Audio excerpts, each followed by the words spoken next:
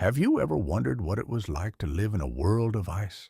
A world where the ground stretched endlessly beneath your feet, where snowstorms could erase the horizon, and enormous creatures walked across frozen plains. That was my world. I am the woolly rhinoceros, and for thousands of years I ruled the cold landscapes of the Ice Age. I was built for the cold. My body was massive and powerful, covered in layers of thick, shaggy fur that protected me from freezing temperatures. Underneath that fur was a strong, muscular body, supported by short but incredibly powerful legs.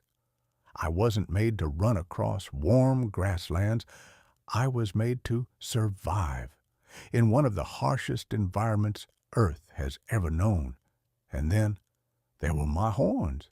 My front horn was enormous, long, curved, and incredibly strong, but I didn't use it only for fighting. Sometimes I used it like a shovel.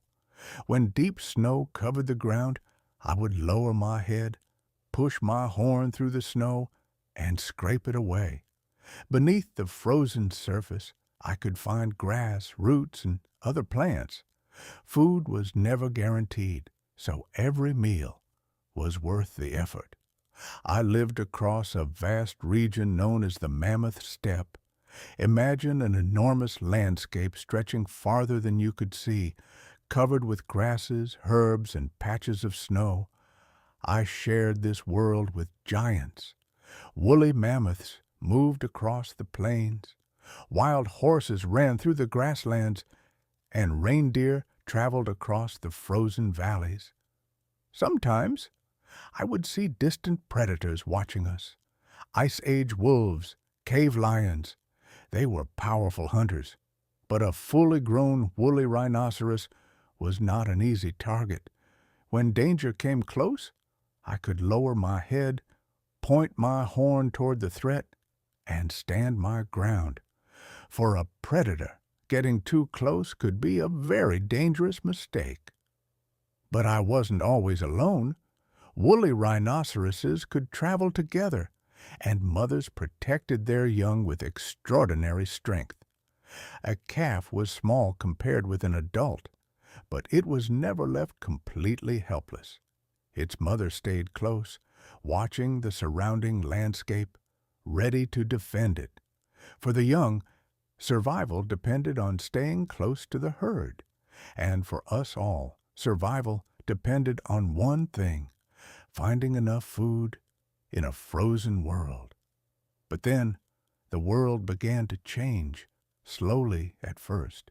The Ice Age was coming to an end. Temperatures began to rise. Snow and ice started disappearing. The open grasslands that had supported us for thousands of years began to change. Forests expanded.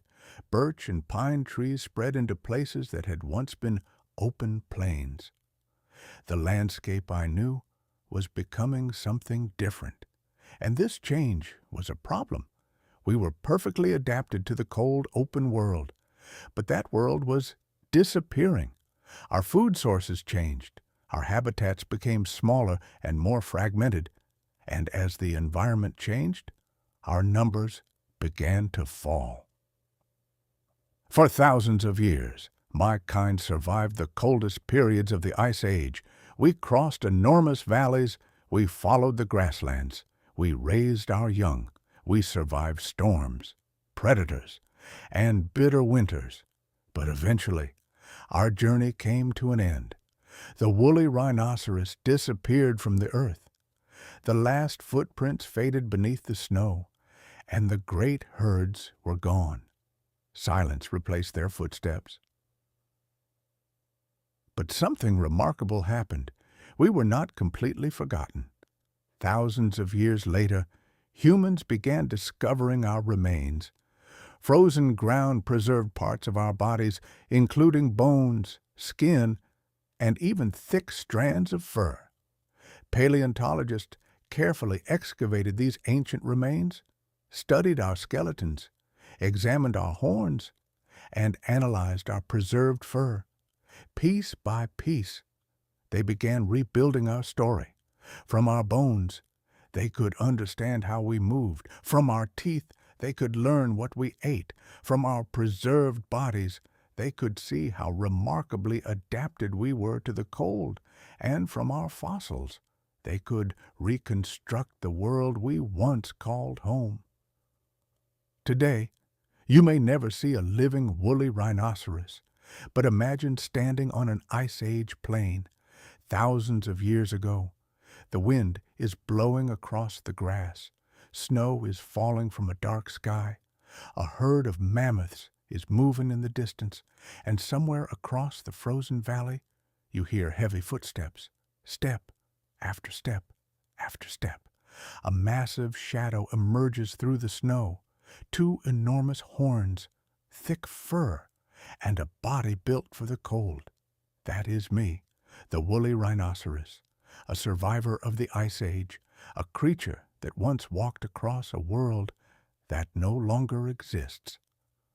My footprints may have disappeared, but my story remains, buried beneath the frozen ground, hidden inside ancient bones, preserved in the memory of the earth.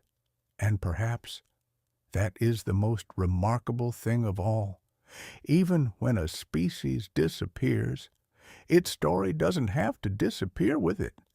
So the next time you see a frozen landscape, look a little closer, because beneath that snow, there may still be traces of another world, a world where giants walked, a world where I once lived, a world I called home.